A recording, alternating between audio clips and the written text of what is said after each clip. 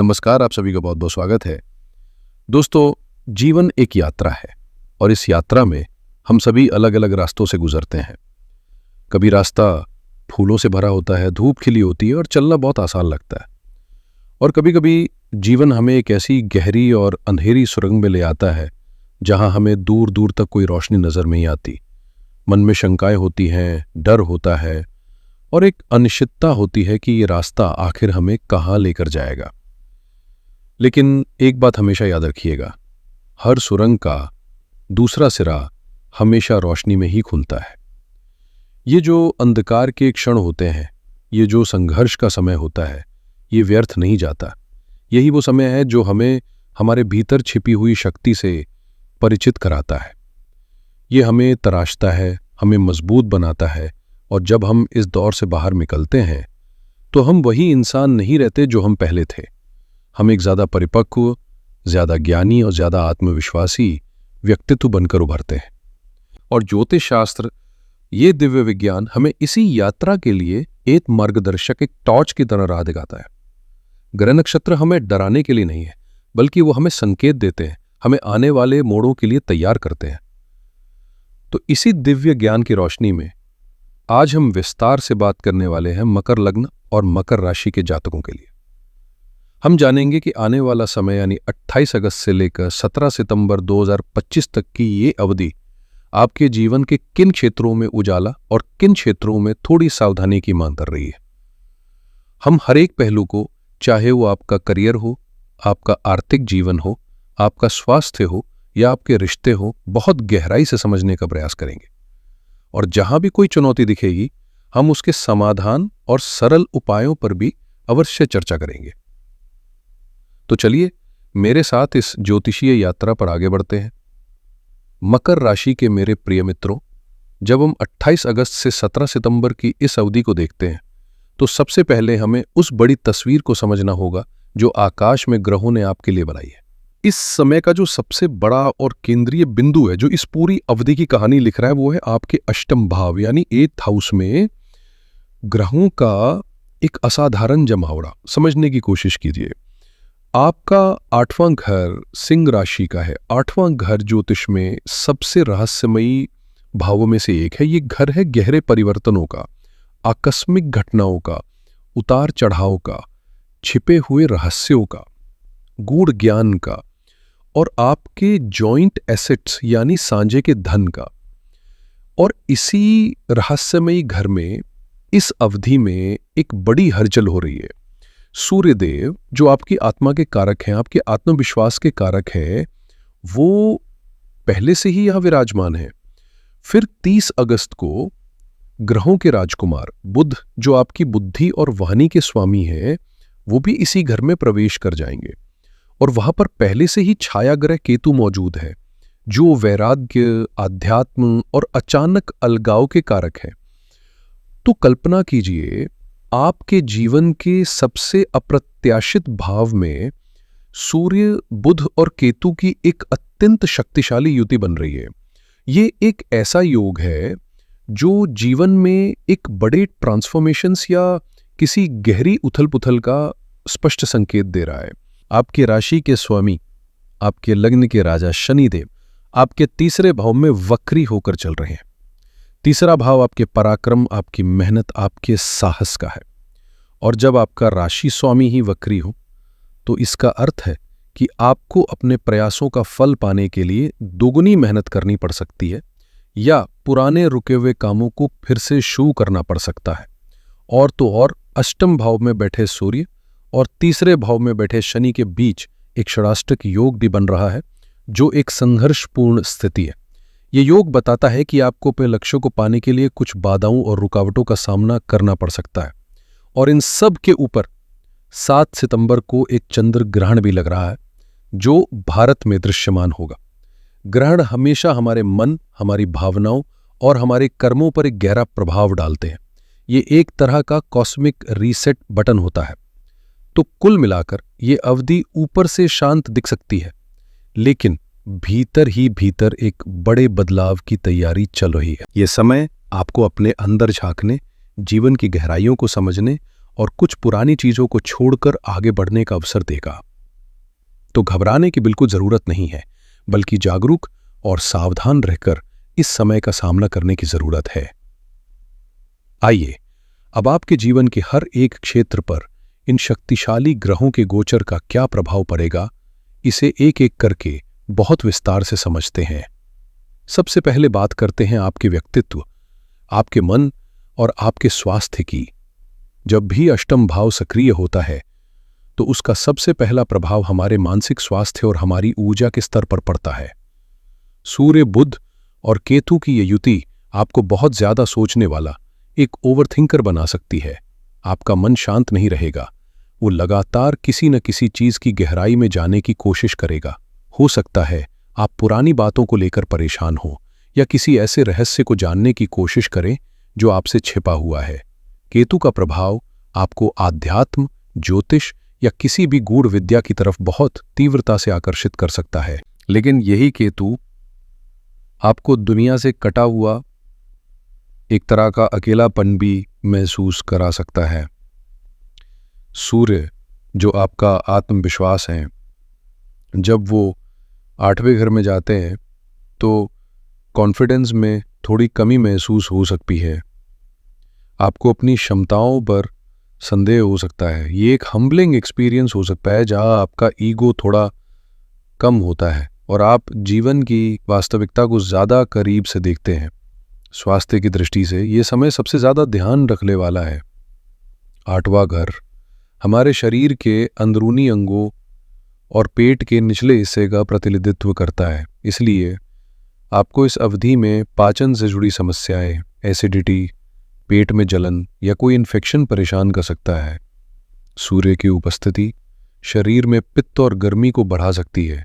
इसलिए मैं आपको सलाह दूंगा कि इस दौरान अपने खान पान को बहुत संतुलित रखें। तला हुआ, मसालेदार और बाहर के भोजन से पूरी तरह परहेज करें। खूब पानी पिएं और हल्का भोजन करें। विशेष रूप से 15 और 16 सितंबर के आसपास आपको अपने स्वास्थ्य के प्रति बिल्कुल भी लापरवाही नहीं बरतनी है, क्योंकि उन दिनों चंद्रमा की स्थिति भी आपके लिए बहुत अनुकूल नहीं रहेगी, जो मानसिक तनाव और शारीरिक पीड़ा को बढ़ा सकती है। ये समय व्यायाम या योग से ज़्यादा ध्यान और प्राणायाम का है, जो आपके मन को शांत रखने में आपकी मदद करेगा। अब बात करते हैं आपके कैरियर और प्रोफेशन की। कैरियर के दृष्टिकोण से यह अवधि एक मिलीजुली कहानी कह रही है। एक तरफ चुनौतियां हैं तो दूसरी तरफ एक बड़ी सफलता का रास्ता भी खुल रहा है। आपके राशि स्वामी शनि, जो कर्म के देवता है, वो आपके तीसरे घर में वक्री हैं। ये स्थिति साफ तौर पर कह रही है बिना मेहनत के कुछ नहीं मिलेगा। आपको अपने कंफर्ट जोन से बाहर निकलना होगा, अतिरिक्त प्रयास करने होंगे। हो सकता है कि जिन कामों को आप पूरा समझ चुके थे उनमें कुछ कमियां निकल आए और आपको उन पर दोबारा काम करना पड़े। कम्युनिकेशन में भी सावधानी बरतें, क्योंकि शनि यहां आपकी वारी को थोड़ा कठोर बना सकते हैं, जिससे सहकर्मियों के साथ गलतफहमी हो सकती है। लेकिन इस कहानी का जो सबसे रोमांचक मोड़ है वो आएगा 12 सितंबर को। इस दिन ऊर्जा, साहस और पराक्रम के ग्रह मंगल अपना राशि परिवर्तन करके आपके दशम भाव यानी आपके कर्म स्थान में प्रवेश करेंगे। ये इस पूरी अवधि का सबसे शक्तिशाली और सकारात्मक गोचर है। दशम भाव आपके कैरियर, आपके पद, आपकी प्रतिष्ठा का होता है और मंगल का यहां आना आपके प्रोफेशनल लाइफ में जैसे एक रॉकेट फ्यूल भरने जैसा होगा। 12 सितंबर से पहले आप शायद थोड़ा धीमा, थोड़ा भाग्य के भरोसे महसूस कर रहे होंगे, लेकिन 12 सितंबर के बाद आपके अंदर एक नई ऊर्जा, एक नया जोश और एक नई महत्वाकांक्षा जागेगी। आप अपने लक्ष्यों के प्रति बहुत ज्यादा फोकस्ड हो जाएंगे। आपकी लीडरशिप क्वालिटी निखर कर सामने आएगी। आप साहसिक निर्णय लेने से नहीं डरेंगे। अगर आप नौकरी बदलना चाहते हैं, कोई नया प्रोजेक्ट शुरू करना चाहते हैं या प्रमोशन के लिए प्रयास कर रहे हैं, तो 12 सितंबर के बाद का समय आपके लिए स्वर्ण काल साबित हो सकता है। विशेषकर वो लोग जो पुलिस, सेना, इंजीनियरिंग, सर्जरी या रियल एस्टेट जैसे क्षेत्रों से जुड़े हैं, उन्हें मंगल के इस गोचर का असाधारण लाभ देखने को मिल सकता है। तो शुरुआत की चुनौतियों से घबराएं नहीं, क्योंकि अंत में आपके लिए एक बड़ी सफलता इंतजार कर रही है। शुभ दिनों की बात करें तो 29, 30 अगस्त और 7-8 सितंबर नौकरी से जुड़े किसी भी महत्वपूर्ण काम के लिए बेहतर योग बना रहे हैं। चलिए अब चलते हैं आपके फाइनेंस, वेल्थ और स्पीच की ओर। आर्थिक मामलों में ये अवधि आपसे बहुत ज्यादा अनुशासन और समझदारी की मांग कर रही है। सबसे पहले आपके दूसरे भाव में, जो आपके संचित धन, आपके बैंक बैलेंस और आपके परिवार का है, वहां पर मायावी ग्रह राहु का गोचर चल रहा है। राहु यहां धन कमाने की तीव्र इच्छा तो देता है, लेकिन साथ ही भ्रम और धोखे की स्थिति भी पैदा करता है। इसलिए इस समय किसी भी तरह की क्विक मनी स्कीम या जोखिम भरे निवेश से खुद को दूर रखें। राहु का प्रभाव आपकी वाणी पर भी है। आपकी बातों में एक चुंबकीय आकर्षण हो सकता है, लेकिन यही राहु आपसे कुछ ऐसा भी बुलवा सकता है जिससे आपके पारिवारिक रिश्तों में खटास आ जाए। इसलिए किसी को भी कोई भी वचन देने से पहले या परिवार में कोई भी बात करने से पहले 1000 बार सोचें। अब आते हैं अष्टम भाव पर। 8वें घर में इतने सारे ग्रहों का होना अचानक होने वाले खर्चों का एक प्रबल योग बना रहा है। ये खर्च आपकी सेहत पर हो सकता है, किसी पुरानी देनदारी को चुकाने में हो सकता है, या गाड़ी की मरम्मत जैसे किसी अप्रत्याशित काम पर हो सकता है। इसलिए मेरा सुझाव है कि आप इस अवधि के लिए एक इमरजेंसी फंड बनाकर चलें। लेकिन 8वें घर का एक सकारात्मक पहलू भी है। ये घर ससुराल पक्ष, विरासत और बीमा के पैसे का भी होता है। तो कुछ लोगों के लिए ऐसी संभावना भी बन रही है कि उन्हें अपने जीवन साथी के माध्यम से कोई आर्थिक लाभ हो या कोई पुराना रुका हुआ बीवा का पैसा मिल जाए। आपके लिए इस अवधि में जो सबसे अच्छी आर्थिक खिड़की खुल रही है वो है 9 सितंबर से लेकर 11 सितंबर के बीच। इन 3 दिनों में चंद्रमा की स्थिति अनुकूल रहेगी और इस दौरान किए गए वित्तीय लेन देन या निवेश आपके लिए लाभकारी सिद्ध हो सकते हैं। कुल मिलाकर ये समय पैसे बचाने का है, न कि उड़ाने का। आइए अब बात करते हैं प्रेम संबंध और वैवाहिक जीवन की। रिश्तों के लिहाज से ये समय भावनाओं के कई रंग दिखाने वाला है। अवधि की शुरुआत आपके लिए काफी अच्छी है। प्रेम, सौंदर्य और रिश्तों के कारक ग्रह शुक्र 14 सितंबर तक आपके सप्तम भाव में विराजमान रहेंगे। सप्तम भाव सीधे तौर पे आपके विवाह और आपकी पार्टनरशिप का घर होता है। शुक्र का यह अपनी मिथुन राशि में होना आपके वैवाहिक जीवन में प्रेम, रोमांस और आपसी समझ को बनाए रखेगा। यह समय आपके और आपके जीवन साथी के बीच के बंधन को मजबूत करने वाला है। लेकिन कहानी में एक बड़ा मोड़ आएगा 14 सितंबर के बाद, जब शुक्र भी गोचर करके आपके अष्टम भाव में चले जाएंगे, जहां पहले से ही सूर्य, बुध और केतु का जमाव रहा है। शुक्र जैसे सौम्य और प्रेम के ग्रह का 8वें घर की गहराइयों में जाना रिश्तों में कुछ जटिलता ला सकता है। प्रेम में तीव्रता तो बढ़ेगी, लेकिन साथ ही एक तरह का शक, असुरक्षा या किसी छिपे हुए रहस्य के उजागर होने का डर भी पैदा हो सकता है। आपको अपने पार्टनर के स्वास्थ्य को लेकर भी चिंता हो सकती है। जो लोग प्रेम संबंधों में हैं, उनके लिए 12 से 14 सितंबर का समय बेहद खूबसूरत है, क्योंकि इस दौरान चंद्र शुक्र का एक विशेष योग बन रहा है, जो आपसी आकर्षण को बढ़ाएगा और आपके रिश्ते में एक नई मिठास घोलेगा। हालांकि ग्रहों की स्थिति ये भी संकेत दे रही है कि इस अवधि में आपको अपनी संतान को लेकर कुछ चिंता हो सकती है। उनके स्वास्थ्य या उनके व्यवहार को लेकर कोई विवाद उत्पन्न होने की संभावना है। इसलिए उनके साथ अतिरिक्त धैर्य और प्रेम से पेश आएं और उनकी बातों को समझने की कोशिश करें। और अंत में बात करते हैं भाग्य, यात्रा और उच्च शिक्षा की। ये वो क्षेत्र है जहां इस अवधि का अंत आपके लिए एक नई सुबह और एक नई उम्मीद लेकर आ रहा है। शुरुआत में यानी 12 सितंबर तक मंगल आपके 9वें भाव में रहेंगे, जो कि भाग्य का घर है। मंगल की यहां उपस्थिति आपको ऊर्जा देगी और आप धर्म कर्म के कार्यों में रुचि लेंगे। किसी तीर्थ यात्रा की योजना भी बन सकती है। लेकिन शुरुआत में अष्टम भाव के सक्रिय होने के कारण आपको ऐसा महसूस हो सकता है कि आपका भाग्य आपका साथ नहीं दे रहा, आपके काम बनते बनते रुक रहे हैं। लेकिन धैर्य रखिए, क्योंकि असली और सकारात्मक बदलाव अवधि के अंत में होने वाला है। 14 सितंबर को बुध और 17 सितंबर को सूर्य, ये दोनों ही महत्वपूर्ण ग्रह आपके अष्टम भाव की अंधेरी सुरंग से निकलकर आपके नवम भाव यानी भाग्य स्थान में प्रवेश कर जाएंगे। ये एक फिनोमिनल शिफ्ट है।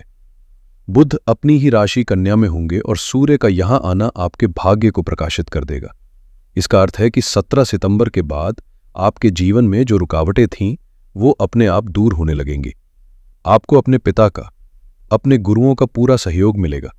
जो छात्र उच्च शिक्षा के लिए प्रयास कर रहे हैं या विदेश जाने की योजना बना रहे हैं, उनके लिए 17 सितंबर के बाद का समय सुनहरे अवसरों के दरवाजे खोल देगा।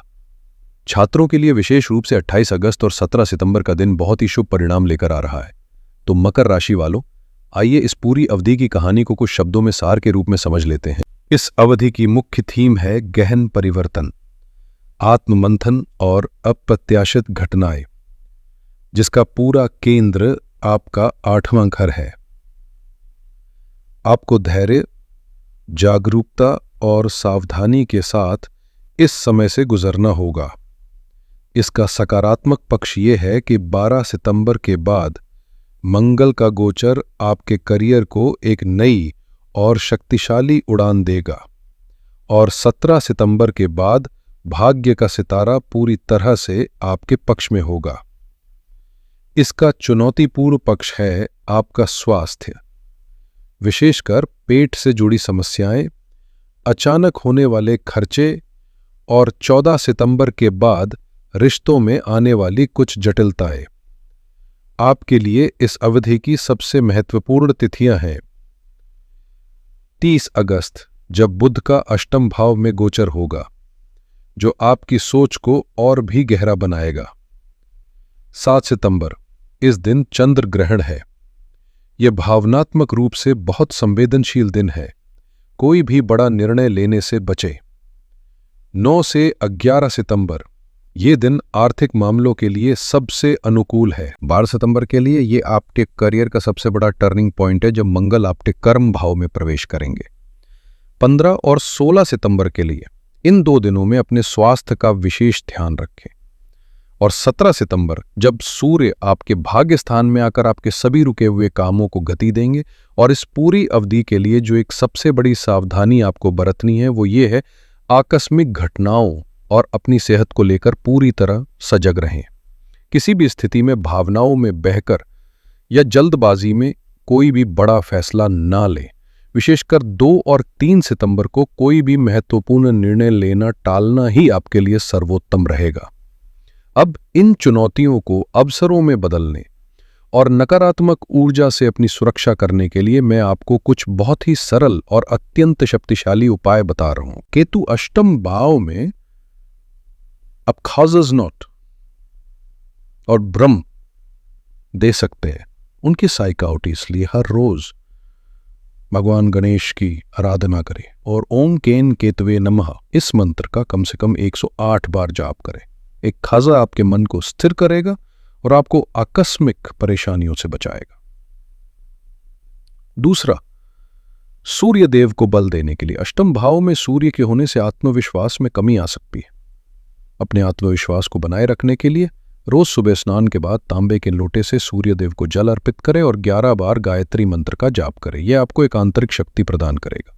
और तीसरा और सबसे महत्वपूर्ण उनता है भगवान शिव की शरण में जाना। 8वां घर भगवान शिव का क्षेत्र माना जाता है। इस पूरी अवधि में विशेषकर सोमवार और शनिवार के दिन शिवलिंग पर जल और काले तिल अर्पित करें और महामृत्युंजय मंत्र का जाप करें या सुने।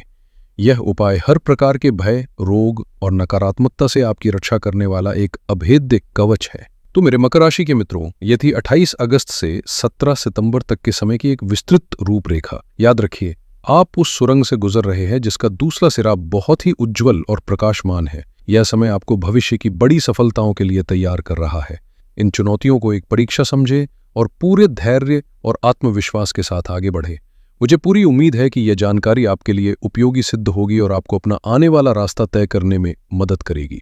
अगर आपको यह वीडियो अच्छी लगी हो तो इस ज्ञान को फैलाने में मेरी मदद करें। वीडियो को लाइक करें, अपने दोस्तों और परिवार के साथ शेयर करें और इस चैनल को सब्सक्राइब करना बिल्कुल न भूलें। आप सभी का आने वाला समय शुभ और मंगलमय हो। इसी कामना के साथ मैं आपसे विदा लेता हूं। हर हर महादेव।